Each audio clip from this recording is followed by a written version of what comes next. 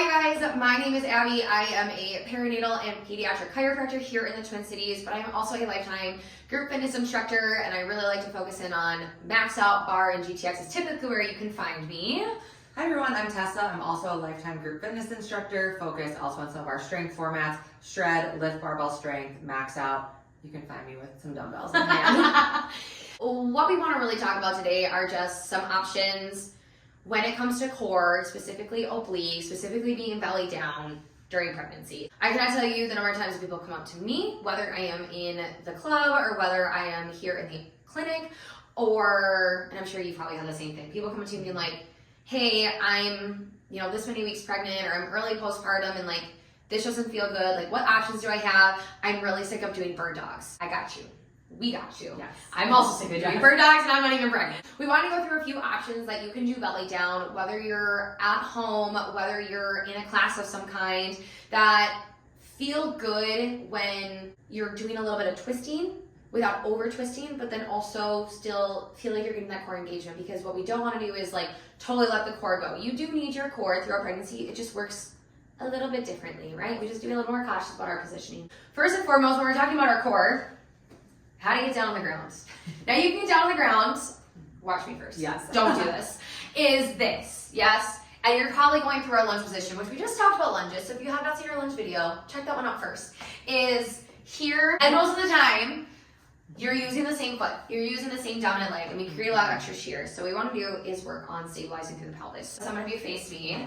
Now, if you have a wall near you, especially if you're closer to those like 38, 39, and just the balance part doesn't feel good, use a wall, have a bar, have something to stabilize on. But you're going to come basically to a crouching crow position. So you're going to bend through those knees, and you're going to come down and you're going to touch your toes, or touch the ground, yes? And then Tessa, I'm going to have you walk out more to like a tabletop. And just like that, she's on the ground. So from here, we're in this belly down position. Tessa, I'm gonna have you come to a hover tabletop. Knees are underneath her hips, her toes are on the ground, and she's hugging baby towards her spine. That's the best way to describe it, right? You're just giving baby a really big hug to help engage that core. Spine is beautifully flat.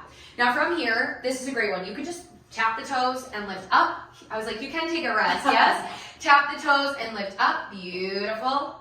So she's stepping those toes back, coming to that high plank, using her glutes, using her core. Now Tessa, meet in that hover tabletop is great. Now I just want you to drop the knees and lift the knees. Okay, another great core engagement, really nice and simple. Again, something that's not a bird dog. This time, Tessa, let's actually grab the band for this next one. We're gonna go into a little bit of obliques here. So a lot of times with obliques, there's a lot of, usually if we do a Russian twist, it's a lot of forceful twist. You're also typically gonna potentially, as pregnancy goes throughout, is get that coney. And so we can do everything we can do to help really stitch those core muscles together, or zip them up nice and tight, to eliminate the coning, or at least decrease the amount. That's always a nice. She's gonna come to that hover tabletop once again, and now she's gonna tap her knee to the opposite side, coming just about midline.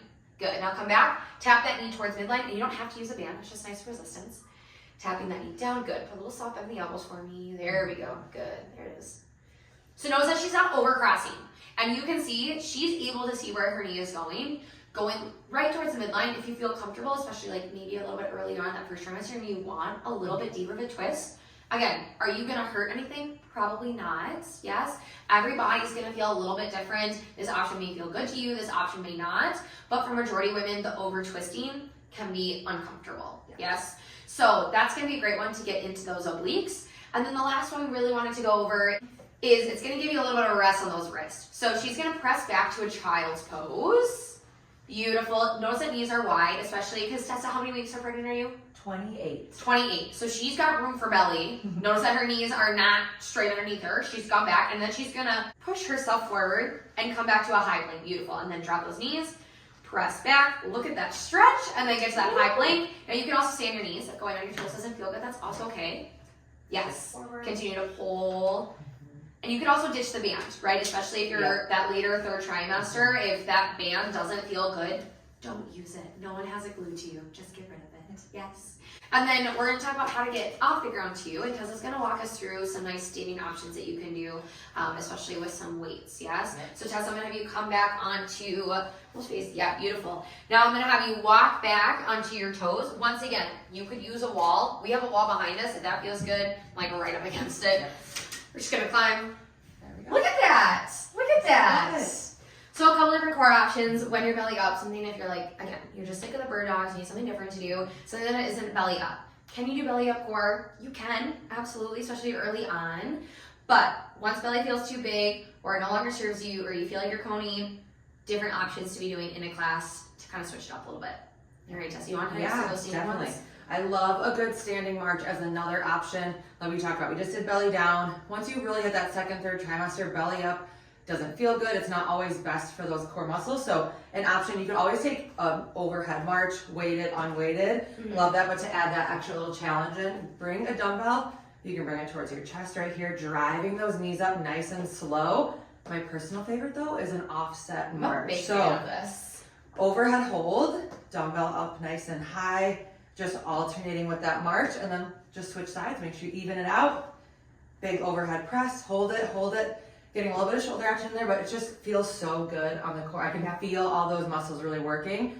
Nice slow knee drives. It doesn't need to be a run, a sprint, anything, just slow, controlled, get those knees up. Because I also feel like, I tell all of the people that are in my classes, I don't care what stage of life you're in, once you slow the core down, you'll be amazed at how much faster your core feels stronger. I think I put those words in the right order. But you just feel stronger faster. You feel that core burnout just a little bit sooner because you're really slowing it down, right? If you're just kicking your legs side to side, or you're just doing, I can do this all day long and I will never feel my core, right? You really want to think about hugging baby in, a nice slow drive, and not overcompensating with the hip flexors. That's the other biggest thing I see here, right? So if you're feeling this in your hips, you're not really probably using your core that much. So really think about, for lack of a better term, you almost feel like you're kind of bracing for a gut punch is how I can best describe it. Or with pregnancy, hug baby in. Give baby a hug, yes? Yeah. I always say if you feel yourself moving faster than the beat of the music in a class, we're probably moving a little bit too quick, or maybe we need heavier dumbbells. Yeah. But especially when it comes to that core, slow it down, connect your breath with the movement, and you will feel it so much deeper in there. Even on the bird dogs and the dead bugs, especially those, that's like the perfect time to connect. And then you really feel those movements. Yeah. Cool.